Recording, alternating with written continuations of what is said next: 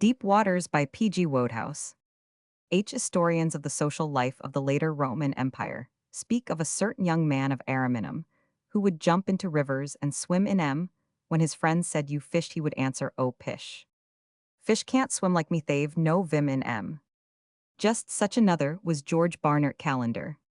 On land in his land clothes, George was a young man who excited little remark. He looked very much like other young men. He was much about the ordinary height. His carriage suggested the possession of an ordinary amount of physical strength, such was Georgian shore.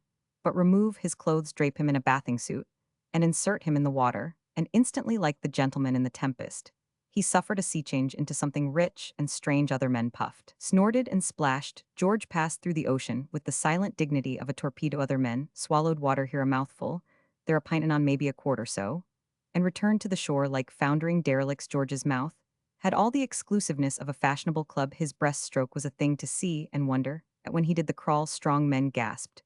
When he swam on his back, you felt that that was the only possible method of progression. George came to Marvis Bay at about 5 o'clock one evening in July. Marvis Bay has a well-established reputation as a summer resort, and while not perhaps in every respect the paradise which the excitable writer of the local guidebook asserts it to be, on the whole, it earns its reputation.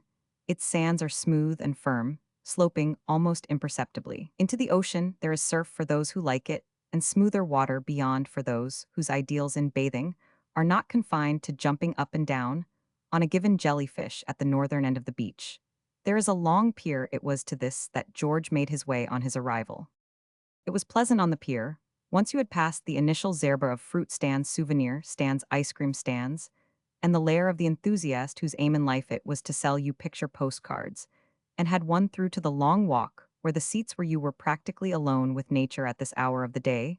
The place was deserted. George had it to himself. He strolled slowly along the water, glittered under the sun rays, breaking into a flurry of white foam. As it reached the beach, a cool breeze blew.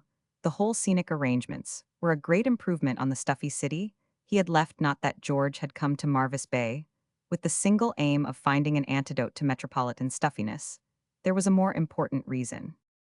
In 3 days, Marvis Bay was to be the scene of the production of Fate's Footballs, a comedy in 4 acts by G. Barnard Calendar. For George, though you would not have suspected it from his exterior, was one of those in whose cerebra the gray matter splashes restlessly, about producing strong curtains and crisp dialogue. The company was due at Marvis Bay on the following evening for the last spasm of rehearsals.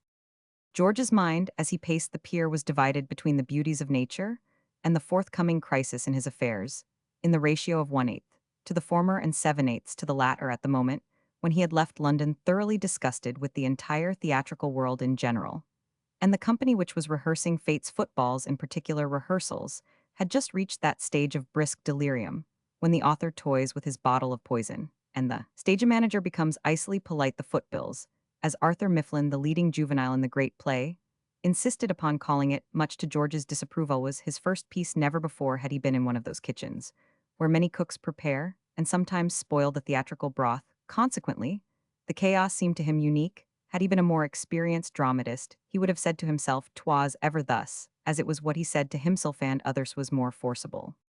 He was trying to dismiss the whole thing from his mind of feet, which had hitherto proved beyond his powers, when fate, in an unusually kindly mood, enabled him to do so in a flash by presenting to his jaundiced gaze what, on consideration, he decided was the most beautiful girl he had ever seen. When a man's afraid, shrewdly sings the bard, a beautiful maid is a cheering sight to see. In the present instance, the sight acted on George like a tonic. He forgot that the lady to whom an injudicious management had assigned the role of heroine in Fate's Footballs invariablino, doubt from the best motive submitted, to give the cynical row his cue for the big speech in Act Roman 3, his mind no longer dwelt on the fact that Arthur Mifflin, an estimable person in private life, and one who had been a friend of his at Cambridge, preferred to deliver the impassioned lines of the great renunciation scene in a manner suggesting a small boy and a sufferer from nasal catarrh at that speaking a piece at a Sunday school treat. The recollection of the hideous depression and gloom which the leading comedian had radiated in great clouds fled from him like some grisly nightmare. Before the goddess of day, every cell in his brain was occupied to the exclusion of all other thoughts by the girl swimming in the water below. She swam well. His practiced eye saw that her strong, easy strokes carried her swiftly over the swell of the waves. He stared transfixed. He was a well-brought-up young man, and he knew how ill-bred it was to stare, but this was a special occasion. Ordinary rules of conventional etiquette could not apply to a case like this. He stared more, he gaped. As the girl passed on into the shadow of the pier, he leaned farther over the rail, and his neck extended in joints like a telescope. At this point, the girl turned to swim on her back. Her eyes met his. Hers were deep and clear, his bulging for what seemed an eternity to George. She continued to look at him, then turning over again, she shot past under the pier. George's neck was now at its full stretch. No power of will or muscle could add another yard to it. Realizing this, he leaned farther over the rail, and farther still. His hat slid from his hand. He grabbed at it, and overbalancing, fell with a splash into the water. Now, in ordinary circumstances, to fall 12 feet into the ocean with all his clothes on would have incommoded George little. He would hardly have noticed it. He would have swum to shore with merely a feeling of amused self-reproach, akin to that of the man who absent-mindedly walks into a lamppost in the street. When therefore he came to the surface, he prepared without agitation to strike out in his usual bold fashion. At this moment, however, two hands grasping him beneath the arms lifted his head still farther from the waves, and a voice in his ear said, "Keep still, don't struggle, there's no danger." George did not struggle, his brain, working with the cool rapidity of a buzzsaw in an icebox, had planned a line of action. Few things are more difficult in this world for a young man than the securing of an introduction to the right girl under just the right conditions. When he is looking his best, he is presented to her in the midst of a crowd, and is swept away after a rapid handshake. When there is no crowd, he has toothache, or the sun has just begun to make his nose peel. Thousands of young lives have been saddened in this man. How different was George's case by this simple accident, he reflected, as helping the good work, along with an occasional surreptitious leg stroke, he was towed shorewards. There had been formed an acquaintanceship, if nothing more, which could not lightly be broken. A girl who has saved a man from drowning cannot pass him by next day with a formal bow. And what a girl, too! There had been a time in extreme youth when his feminine ideal was the sort of girl who has fuzzy golden hair and drops things. Indeed, in his first year at the university, he had set in retinas much to one of the type, the episode concluding with a strong little drama, in which a wrathful check-signing father had starred, supported by a subdued misogynistic son, which things aided by the march of time, had turned George's tastes towards the healthy open-air girl who did things instead of dropping them. The pleasantest functions must come to an end sooner or later, and in due season, George felt his heels grate on the sand. His preserver loosed her hold. They stood up and faced each other. George began to express his gratitude as best he could. It was not easy to find neat, convincing sentences on the spur of the moment, but she cut him short. "Of course it was nothing, nothing at all," she said, brushing the seawater from her eyes. "It was just lucky I happened to be there." "It was splendid," said the infatuated dramatist. "It was magnificent." "It?" He saw that she was smiling. "You're very wet," she said. George glanced down at his soaked clothes. It had been a nice suit once. "Hadn't you better hurry back and change into something dry?" Looking round about him, George perceived that sundry of the inquisitive were swooping down with speculation in their eyes. It was time to depart. "Have you far to go?" "Not far. I am staying at the Beachview Hotel." "Why so? Am Roman one. I hope we shall meet again." "We shall," said George confidently. "How did you happen to fall in?" I was looking at something in the water." "I thought you were," said the girl quietly. George blushed. "I know," he said, "it was abominably rude of me to stare like that, but—" "You should learn to swim," interrupted the girl. "I can't understand why every boy in the country isn't made to learn to swim before he's 10 years old, and it isn't a bit difficult, really. I could teach you in a week." The struggle between George and George's conscience was brief. The conscience, weak by nature and flabby from long want of exercise, had no sort of chance from the start.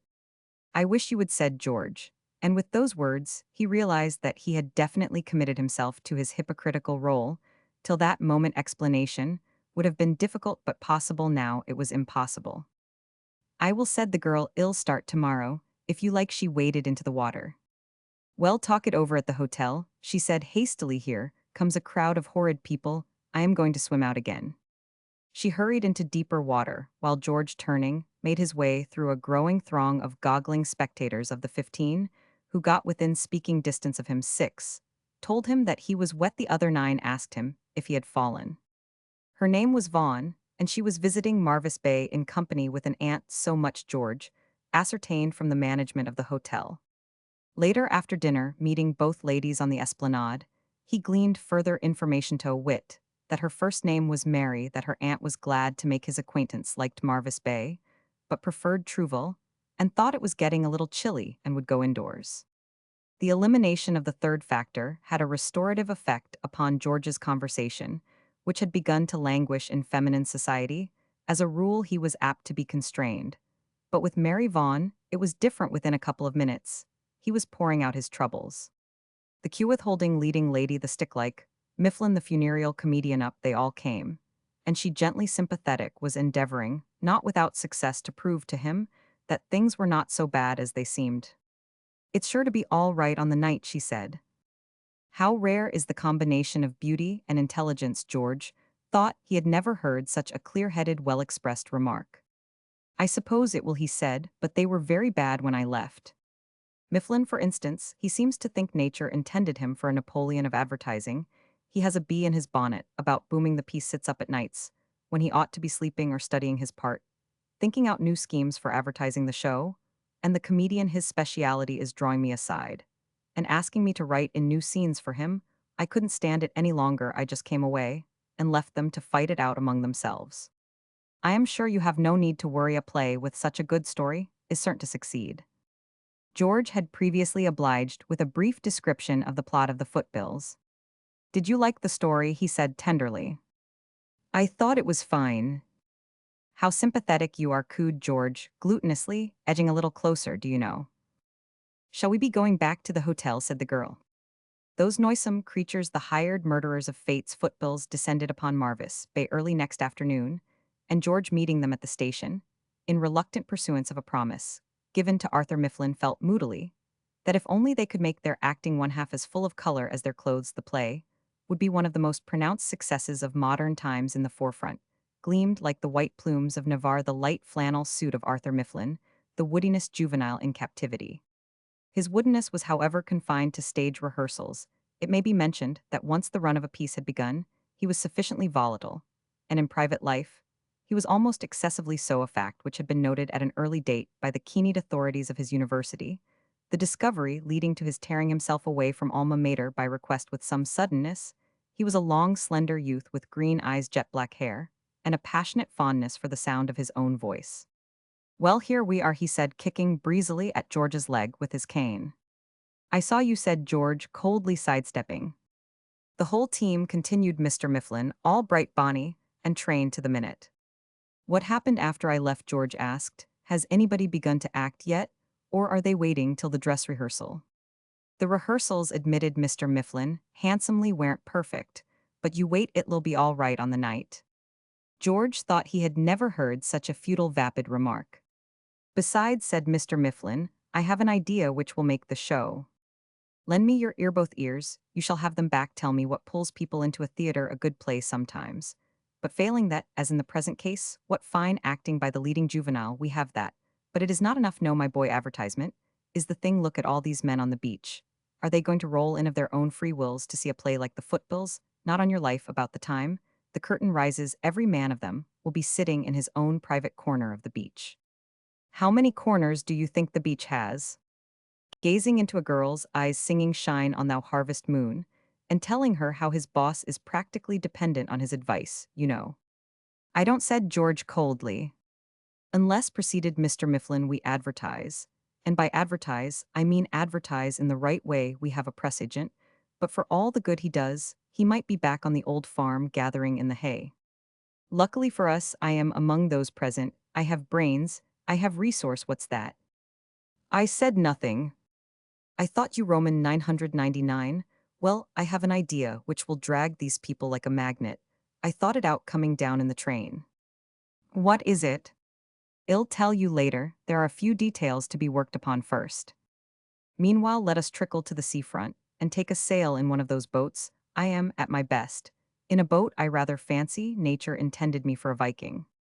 Matters having been arranged with the financier to whom the boat belonged, they set forth. Mr. Mifflin, having remarked Yoho in a meditative voice, seated himself at the helm, somewhat saddened by his failure to borrow a quid of tobacco from the Ocean Beauty's proprietor for, as he justly observed without properties, and make up where were you George being skilled in the ways of boats, was in charge of the sheet the summer day had lost its oppressive heat the sun no longer beat down on the face of the waters.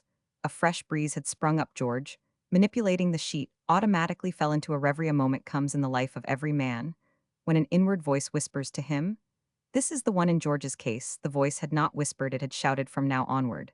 There could be but one woman in the world for him from now onwards the Ocean Beauty, gave a sudden plunge George woke up. What the deuce are you doing with that tiller? He inquired. My gentle somnambulist, said Mr. Mifflin, aggrieved I was doing nothing with this tiller. We will now form a commission to inquire into what you were doing with that sheet. Were you asleep? My fault, said George, I was thinking. If you must break the habit of a lifetime, said Mr. Mifflin, complainingly, I wish you would wait till we get ashore, you nearly upset us. It shan't happen again, they are tricky these sailing boatstern, over in a second. Whatever you do don't get her broadside on there's more breeze out here than I thought there was. Mr. Mifflin uttered a startled exclamation. What's the matter? Asked George. Just like a flash, said Mr. Mifflin, complacently. It's always the way with me, give me time, and the artistic idea is bound to come just some little thought, some little apparently obvious idea, which stamps the man of genius. It beats me why I didn't think of it before, why of course a costume piece with a male star is 100 times more effective. What are you talking about? I see now, continued Mr. Mifflin, that there was a flaw in my original plan. My idea was this: we were talking in the train about the bathing down here, and Jane happened to say she could swim some, and it suddenly came to me. Jane was the leading woman, she who omitted to give cues. I said to myself, George is a sportsman, he will be delighted to do a little thing like that. Like to do what? Why, rescue Jane. What? She and you, said Mr. Mifflin, were to go in swimming together, while I waited on the sands, holding our boneheaded press agent on a leash, about 100 yards from the shore up. Go her arms piercing, scream agitated crowds on the beach. What is the matter? What has happened? A touch of cramp. Will she be drowned? No. G. Barnard, calendar, author of Fate's Footballs, which opens at the Beach Theater on Monday evening, next at 8:15 sharp, will save her. See, he has her, he is bringing her in, she is safe. How pleased her mother will be. And the public, what a bit of luck for them, they will be able to see her act at 8:15 sharp on Monday. After all, back. You come to the shore, cheering crowds, weeping women, strong situation. I unleash the press agent. And off he shoots in time to get the story into the evening paper. It was a great idea. But I see now there were one or two flaws in it. You do, you, said George. It occurs to me on reflection that, after all, you wouldn't have agreed to it. A something, I don't know what, which is lacking in your nature, would have made you reject the scheme. I am glad that occurred to you. And a far greater flaw was that it was too altruistic. It boomed you and it boomed Jane, but I didn't get a thing out of it. My revised scheme is 1,000 times better in every way. Don't say you have another. I have, and added Mr. Mifflin, with modest pride, it is a winner. This time I unhesitatingly assert that I have the goods. In about 1 minute from now, you will hear me exclaim in a clear musical voice, the single word jump, that is your cue to leap over the side as quick as you can move, for at that precise moment, this spanking craft is going to capsize. George spun round in his seat. Mr. Mifflin's face was shining with kindly enthusiasm. The shore was at least 200 yards away, and that morning he had had his first swimming lesson. A movement of the tiller will do it. These accidents are common objects of the seashore. I may mention that I can swim just enough to keep myself afloat, so it's up to you. I wouldn't do this for everyone, but seeing that we were boys together, are you ready? Stop, cried George, don't do it, listen. Are you ready? The Ocean Beauty gave a plunge. You lunatic, listen to me, it. Jump, said Mr. Mifflin. George came to the surface, some yards from the overturned boat, and looking round for Mr. Mifflin, discovered that great thinker treading water a few feet away. Get to work, George, he remarked. It is not easy to shake one's fist at a man when in deep water, but George managed it. For tuppence, he cried, I'd leave you to look after yourself. You can do better than that, said Mr. Mifflin. Ill, give you threepence to tow me and hurry up, it's cold. In gloomy silence, George gripped him by the elbows. Mr. Mifflin looked over his shoulder. We shall have a good house, he said. The stalls are full already, and the dress circles filling work away. George, you're doing fine. This act is going to be a scream from start to finish. With pleasant conversation, he endeavored to while away the monotony of the journey. But George made no reply. He was doing some rapid thinking. With ordinary luck, he felt bitterly all would have been well. He could have gone on splashing vigorously under his teachers' care for a week, gradually improving, till he emerged into a reasonably proficient swimmer. But now, in an age of miracles, he might have explained away his present performance. But how was he to? And then there came to him an idea simple, as all great ideas are but magnificent. He stopped and trod water. Tired, said Mr. Mifflin. Well, take a rest. He added, kindly take a rest, no need to hurry. Look here, said George, this piece is going to be recast. We're going to exchange parts. You're rescuing me, see? Never mind why I haven't time to explain it to you now. Do you understand? No, said Mr. Mifflin. I'll get behind you and push you, but don't forget when we get to the shore that you've done the rescuing. Mr. Mifflin pondered. Is this wise? He said, it is a strong part, the rescuer, but I'm not sure the other wouldn't suit my style. Better the silent hand grip, the catch in the voice. You want a practiced actor? For that I don't think you'd be up to it, George. Never mind about me, that's how it's going to be. Mr. Mifflin pondered once more. No, he said at length, it wouldn't. Do you mean well, George? But it would kill the show. Well, go on as before. Well, we said, George, unpleasantly, would you like to know what I'm going to do to you? Then, I'm going to hit you very hard under the jaw, and I'm going to take hold of your neck and squeeze it till you lose consciousness. And then I'm going to drag you to the beach and tell people I had to hit you because you lost your head and struggled. Mr. Mifflin pondered for the third time. You are, he said. I am, said George. Then said Mr. Mifflin cordially, say no more, I take your point, my objections are removed. But he concluded, this is the last time I come bathing with you, George. Mr. Mifflin's artistic misgivings as to his colleague's ability to handle so subtle a part as that of rescuee were more than justified on their arrival. A large and interested audience had collected by the time they reached the shore, an audience to which any artist should have been glad to play. But George, forcing his way through, hurried to the hotel without attempting to satisfy them. Not a single silent handshake did he bestow on his rescuer. There was no catch in his voice as he made the one remark which he did Makito, a man with whiskers, who asked him if the boat had upset as an exhibition of rapid footwork. His performance was good, in other respects it was poor. He had just changed his wet clothes. It seemed to him that he had been doing nothing but change his wet clothes since he had come to Marvis Bay when Mr. Mifflin entered in a bathrobe. They lent me this downstairs, he explained. While they dried my clothes, they would do anything for me. I am the popular hero. My boy, you made the mistake of your life when you threw up the rescuer part. It is all the fat. I see that now the rescuer plays the other man off the stage. Every time I've just been interviewed by the fellow on the local newspaper. He's correspondent to a couple of London papers. The country will ring with this thing. I've told them all the parts I've ever played. And my favorite breakfast food, there's a man coming up to take my photograph tomorrow. Football's stock has gone up with a run. Wait till Monday and see what sort of a house we shall draw. By the way, the reporter fellow said one funny thing. He asked if you weren't the same man who was rescued yesterday by a girl. I said, of course, not that you had only come down yesterday, but he stuck to it that you were. He was quite right. What? I was. Mr. Mifflin sat down on the bed. This fellow fell off the pier, and a girl brought him in. George nodded. And that was you? George nodded.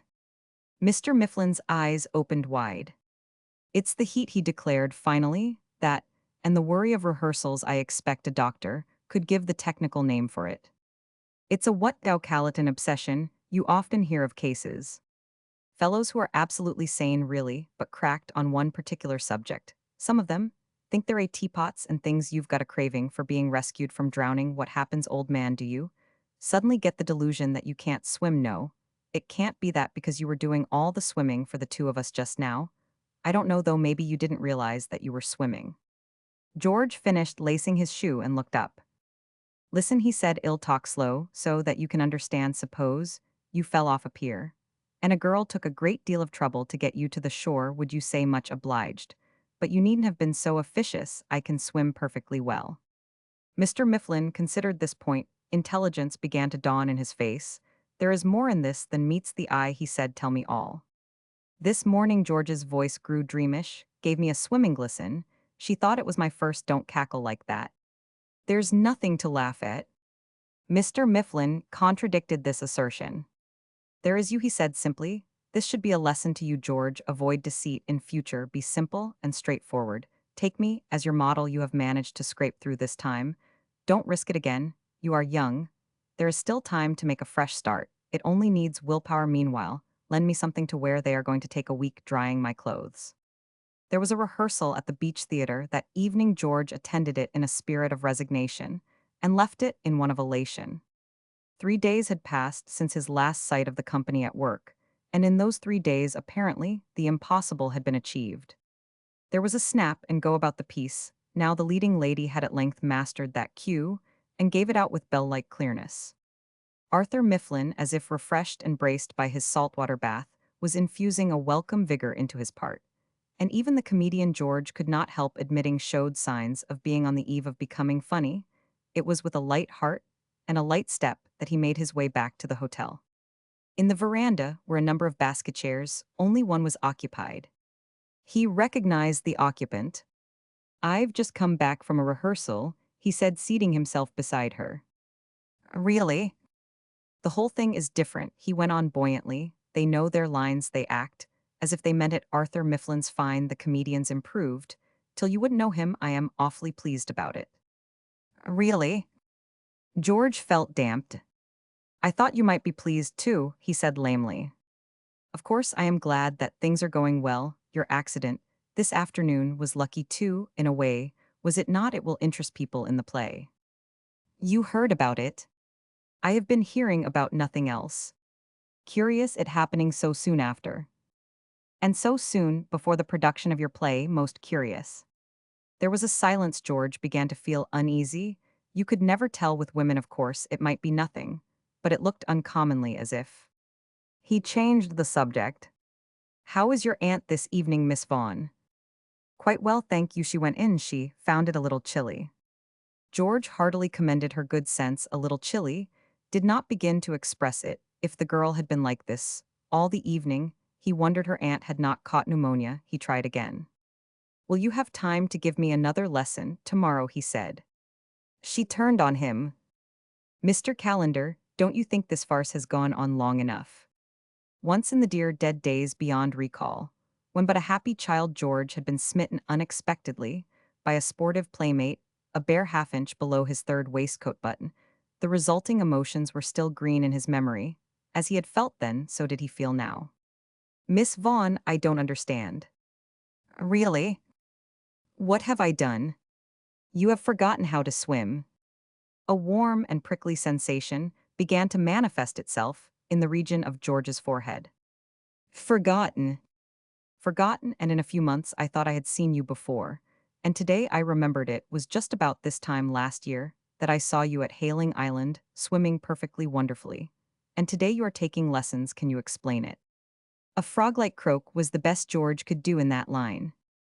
She went on. Business is business, I suppose, and a play has to be advertised somehow, but you don't think, croaked George. I should have thought it rather beneath the dignity of an author. But of course, you know your own business best. Only I object to being a conspirator. I am sorry for your sake that yesterday's episode attracted so little attention today. It was much more satisfactory, wasn't it? I am so glad. There was a massive silence for about 100 years. I think I'll go for a short stroll, said George. Scarcely had he disappeared when the long form of Mr. Mifflin emerged from the shadow beyond the veranda. Could you spare me a moment? The girl looked up. The man was a stranger. She inclined her head coldly. My name is Mifflin, said the other, dropping comfortably into the chair, which had held the remains of George. The girl inclined her head again more coldly, but it took more than that to embarrass Mr. Mifflin. Dynamite might have done it, but not coldness. The Mifflin, he explained, crossing his legs, I overheard your conversation just now. You were listening, said the girl scornfully. For all I was worth, said Mr. Mifflin. These things are very much a matter of habit. For years, I have been playing in pieces where I have had to stand concealed upstage, drinking in the private conversation of other people. and the thing has become a second nature to me.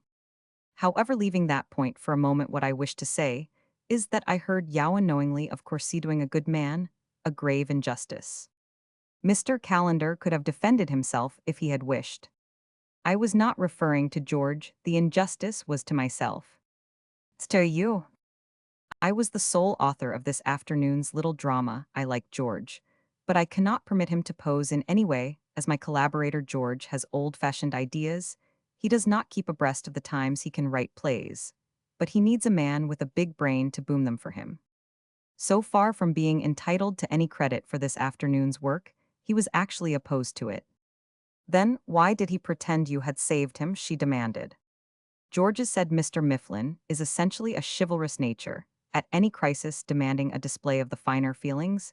He is there with the goods before you can turn round. His friends frequently wrangle warmly as to whether he is most like Bayard Lancelot or Happy Hooligan. Some say one, some the other. It seems that yesterday you saved him from a watery grave.